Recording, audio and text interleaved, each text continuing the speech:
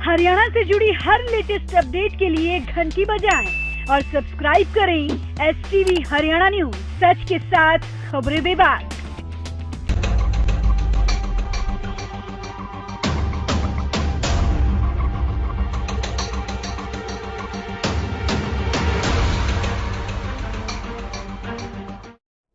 नमस्कार, हरियाणा न्यूज देख रहे हैं आप। आपके साथ मैं हूं कीर्ति कंसल। दोपहर का वक्त 2:30 हो चुका है और 2:30 बजे वक्त हो चला है हल्ला बोलने का। हल्ला बोल के इस कार्यक्रम में आज बात करेंगे सबसे बड़ी सीट, हॉट सीट सोनीपत की, जहां पर सबसे पहले नजरें थी रोहतक पर, लेकिन अब नजर बन गई है सोनीपत सीट पर, क्योंकि यहां पर महान दिग्गज जो है वो आमने सामने है।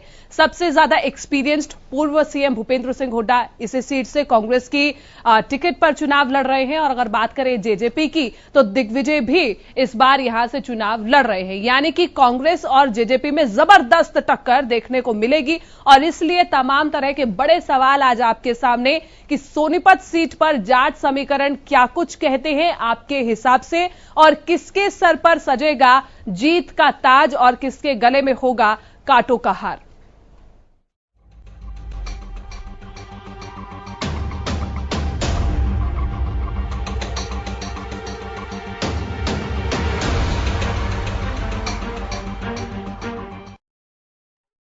तो आज बात सोनीपत सीट की करेंगे, क्योंकि सोनीपत सीट पर इस बार जो मुकाबला है वो बहुत ज्यादा दिलचस्प है। जितने भी उम्मीदवार हैं यहां पर सभी जाने माने हैं। बीजेपी से रमेश कौशिक है, इनेलो से सुरेंद्र छक्कारा है, और जेजेपी से दिग्विजय चौटाला है, और कांग्रेस से भूपेंद्र सिंह हुड्डा है।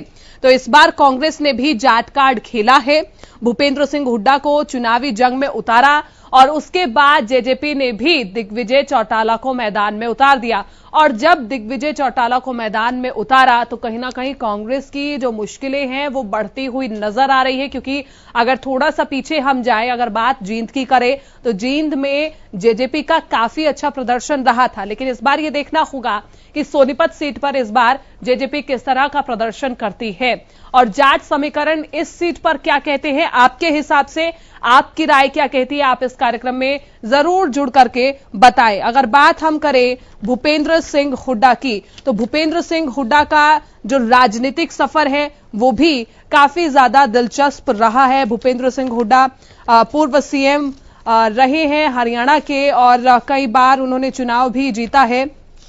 और इसी के साथ बीजेपी के रमेश कौशिक है। लेकिन अगर सबसे पहले बात भूपेंद्र सिंह हुड्डा की जाए, तो भूपेंद्र सिंह हुड्डा भारतीय राष्ट्रीय कांग्रेस के वो नेता जो मार्च 2005 से अक्टूबर 2014 तक हरियाणा के मुख्यमंत्री रहे हैं। अक्टूबर 2009 में कांग्रेस के दोबारा जीतने पर उन्होंने दूसरी पारी की शुरुआत की। दर्शक पहले अभिषेक रेवाड़ी से हमारे साथ जुड़ चुके हैं। अभिषेक जी, कहिए क्या कुछ राय है आपकी सोनीपत सीट को लेकर के। मैडम, यहाँ पे तो भूपेंद्र सिंह हुड्डा ही जीतेंगे। ठीक है, चलिए, बहुत बहुत शुक्रिया अभिषेक। और भी दर्शक जो इस कार्यक्रम में जुड़ रहे हैं वो बताएं कि सोनीपत में किसकी हवा है, क्या लगता है कि जाट समीकरण क्या कहते हैं, और उनके हिसाब से आखिरकार क्यों उन्हें लगता है कि जिस पार्टी को वो पसंद कर रहे हैं वो किस आधार पर पसंद कर रहे हैं। विजय कुमार झज्जर से अगले दर्शक हमारे साथ जुड़ चुके हैं। विजय कुमार जी, कहिए क्या कुछ कहना चाहेंगे आप। हाँ जी, ऐसे है जी। आज चुनावी समीकरण जैसे जैसे नजदीक आते जा रहे हैं, गर्मियां बढ़ती जा रही हैं, और जो जाट वोट की बात है, जाट वोट 3 जगह बटा हुआ है, और कहीं भी एक जगह जाट वोट नहीं जाएगा। और यहाँ पे क्लियर सीट बीजेपी की निकलेगी, और मोदी जी के हाथ मजबूत होंगे, मोदी जी की सरकार बनेगी, और रोहतक और सोनीपत की दोनों की जाएंगी। धन्यवाद जी। चलिए, बहुत बहुत शुक्रिया विजय कुमार, आप इस कार्यक्रम में जुड़े। जनता लगातार जो दर्शक हमारे साथ जुड़ रहे हैं वो बता रहे हैं उनकी राय क्या क्या है। अगले दर्शक हमारे साथ रेवाड़ी से जुड़ चुके हैं, राज यादव। राज यादव जी, कहिए क्या कुछ कहेंगे आप।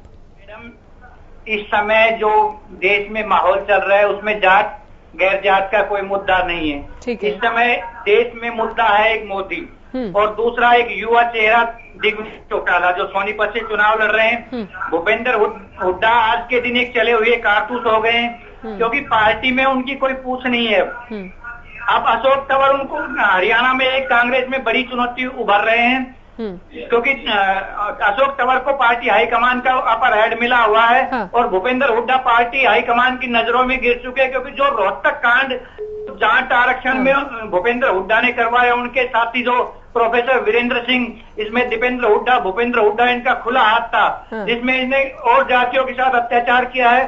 तो भूपेंद्र हुड्डा और दीपेंद्र हुड्डा, कोसली हल्के से दीपेंद्र हुड्डा 50,000 से ज्यादा वोटों से हार रहे हैं और भूपेंद्र हुड्डा भी गैर जातों में हारेंगे। ठीक है, चलिए बहुत बहुत शुक्रिया। बहुत बहुत शुक्रिया राज यादव। तो जितने भी दर्शक जुड़ रहे हैं वो अपने अपने हिसाब से बता रहे हैं कि आखिरकार उन्हें क्यों लगता है कि अगर कांग्रेस हार रही है तो किस वजह से हार रही है, बीजेपी हार रही है तो किस वजह से हार रही है, अगर कोई पार्टी जीत रही है तो वो किस आधार पर उन्हें जिता रहे हैं। हरजीत सिंह अगले दर्शक हमारे साथ जुड़ चुके हैं लुधियाना से। पंजाब से दर्शक हमारे साथ जुड़े हैं। कहिए क्या कुछ कहेंगे हरियाणा की राजनीति के बारे में, क्या कुछ कहना चाहेंगे आप? मैडम जी, मैंने आपको कल भी कॉल किया था, तो मैंने पूछना था कि बच्चे के लिए बोल रहे थे ना, बच्चा जिसके पास नहीं है उसको मिल जाता है। हेलो जी जी, चलिए बहुत बहुत शुक्रिया हरजीत सिंह। आज हम बात चुनावी समर की कर रहे हैं, चुनावी माहौल की कर रहे हैं। दिनेश अगले दर्शक हमारे साथ जुड़ चुके हैं जींद से। दिनेश जी कहिए क्या कुछ कहेंगे आप? मैडम, दिग्विजय सिंह चौटाला जीतेगा सोनीपत से। ठीक है, चलिए बहुत बहुत शुक्रिया, बहुत बहुत शुक्रिया अपनी राय रखने के लिए।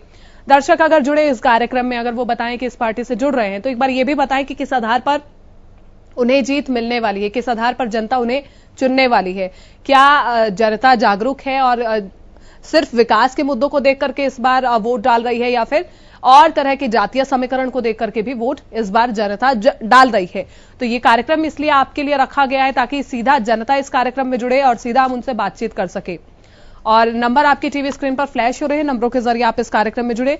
भूपेंद्र सिंह हुड्डा के राजनीतिक सफर की हम बात कर रहे थे। हरियाणा के इतिहास में 1972 के बाद ये पहली बार था जब उन्होंने 2009 में कांग्रेस के दोबारा जीतने पर दूसरी पारी शुरू की थी। 19 अक्टूबर 2014 को उन्होंने अपने पद से इस्तीफा भी दे दिया था। सोनू अगले दर्शक हमारे साथ जुड़ चुके हैं सोनीपत से। सोनू कहिए क्या कुछ कहेंगे आप? सोनीपत में किसकी हवा चल रही है और क्यों आखिरकार? मैम, सोनीपत और रोहतक हुड्डा का गढ़ है, यहाँ से इनको कोई नहीं हरा सकता। ठीक है। और जेजेपी तो बीजेपी का ही एक है। ये तो उठे इसलिए एक भूपेंद्र हुड्डा को हरवा दें, लेकिन भूपेंद्र हुड्डा को कोई नहीं हरा सकता। ये सच्चाई है। सोनीपत रोहतक की तो आपस में ये जिद है, कौन ज्यादा वोटों से किसको आगे बढ़ाएगा। ठीक है, मार्जिन की लड़ाई है, जीत की लड़ाई नहीं है। ठीक है, चलिए बहुत बहुत शुक्रिया सोनू। तो दर्शक जुड़ रहे हैं, कोई कह रहे हैं कि भूपेंद्र सिंह हुड्डा चले हुए कारतूस है, तो कोई कह रहे हैं कि बहुत एक्सपीरियंस्ड है, उनकी बहुत ज्यादा चलती है सोनीपत में, इसलिए जनता ज्यादा से ज्यादा मौका इस बार भूपेंद्र सिंह हुड्डा को देने वाली है। तो हरियाणा न्यूज पर आज हम हल्ला बोल रहे हैं क्योंकि आज हम बात कर रहे हैं सोनीपत सीट की, क्योंकि सोनीपत सीट इस बार काफी ज्यादा हॉट हो गई है। जगदीश पानीपत से अगले दर्शक हमारे साथ जुड़ चुके हैं। जगदीश जी कहिए क्या कुछ कहेंगे आप? मैं ये कहना चाहता हूँ, इनको वोट कौन देगा बीजेपी वालों को? क्योंकि इन्होंने तो पहले टैक्स इतने बढ़ाए जा रहे हैं, पानी का 3 गुना कर दिया अभी पानीपत में। इनको कौन वोट देगा? हुड्डा ही जीतेगी, कांग्रेस ही जीतेगी, 101% ही जीतेगी। ठीक है, ठीक है, चलिए बहुत बहुत शुक्रिया, बहुत बहुत शुक्रिया जगदीश, आप इस कार्यक्रम में जुड़े। बिल्कुल हम यही आपसे सुनना चाह रहे हैं कि आखिरकार जनता किस आधार पर इस बार वोट करने वाली है। सोनीपत से अगले दर्शक दिनेश शर्मा हमारे साथ जुड़ चुके हैं। दिनेश जी कहिए क्या कुछ कहेंगे आप? मैं ये कहना चाहता हूँ कि यहाँ से भूपेंद्र सिंह हुड्डा चुनाव जीतेंगे, भारी मतों से चुनाव जीतेंगे। ठीक है, चलिए बहुत बहुत शुक्रिया। तो किस और जाट समीकरण इस बार जाने वाला है? क्या इस बार जनता युवा नेता को पसंद करेगी? और कांग्रेस ने भी जाट कार्ड अपनी तरफ से खेला है, क्या युवा चेहरा जनता को इस बार पसंद आने वाला है? ये तमाम तरह के बड़े सवाल हैं आपके सामने। और अगर बात बीजेपी के रमेश कौशिक की जाए तो रमेश कौशिक ने 30 साल पहले राजनीतिक करियर की अपनी शुरुआत की थी। 1991 में पहली बार हरियाणा विकास पार्टी के टिकट पर कैलाना हलके, जो कि अब गन्नौर के नाम से जाना जाता है, वहां से उन्होंने अपनी किस्मत आजमाई थी। और पहली बार किस्मत ने साथ नहीं दिया रमेश कौशिक का, हालांकि वो हार गए थे। और रमेश कौशिक ने 1996 में कैलाना हलके से जीत करके वो विधायक बने थे, यानी कि 1996 में गन्नौर से विधायक बने थे रमेश कौशिक। और हवीपा की बंसी लाल सरकार जब बनी तो उसमें रमेश कौशिक का कद भी बड़ा रहा। भिवानी से नरेंद्र कुमार हमारे साथ जुड़ चुके हैं। नरेंद्र कुमार जी कहिए, इस बार सोनीपत हॉट सीट पर कड़ा मुकाबला देखा जा रहा है, आपकी राय? जी ठीक है, चलिए बहुत बहुत शुक्रिया, बहुत बहुत शुक्रिया नरेंद्र कुमार। जितने भी दर्शक जुड़ रहे हैं बार बार कह रहे हैं कि अगर आप अपनी राय बताना चाहते हैं, अपनी पसंद बनाना चाहते हैं, तो ये भी बताएं कि आखिरकार किस आधार पर उन्हें यह लग रहा है कि वो पार्टी जीतने वाली है या फिर लोग ज्यादा से ज्यादा उन्हें पसंद कर रहे हैं। एक छोटे से ब्रेक के लिए रुकेंगे, लेकिन ब्रेक के उस पार इस मुद्दे पर हम बने रहेंगे।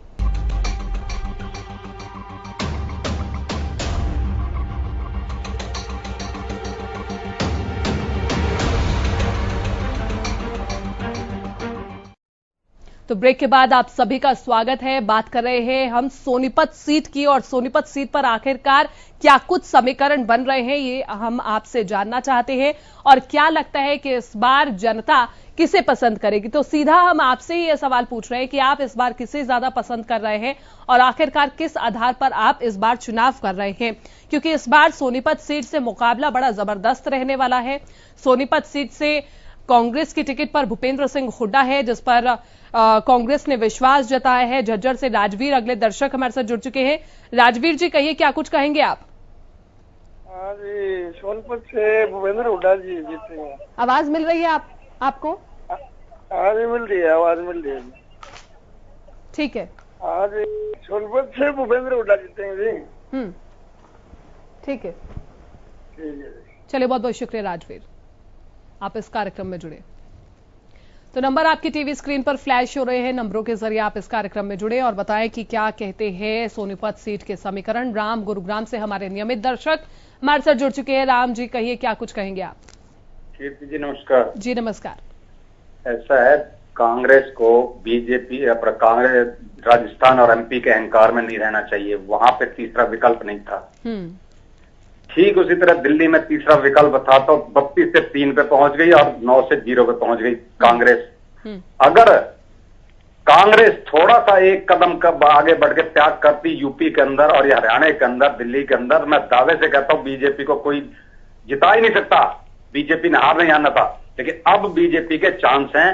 इसको आप दिमाग से निकाल दे कांग्रेस को, ये समीकरण होता है और उस हिसाब से होता है कि एक समय ऐसे था कि 25 वोट कांग्रेस के थे, वो जीत जाती थी, 75 वोट बटे हुए थे। आज जो 25 वोट बंधे हुए हैं बीजेपी के, बाकी बट चुके हैं। इस चीज को नजरअंदाज नहीं करना चाहिए। धन्यवाद।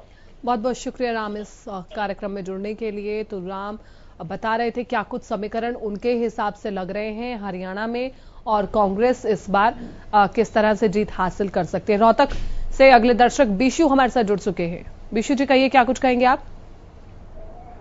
मैम, एक तरफा जीत तो इसकी कोई कह नहीं सकता ना, हुड्डा की जीत है। हुड्डा की जीत है मतलब एक तरफा।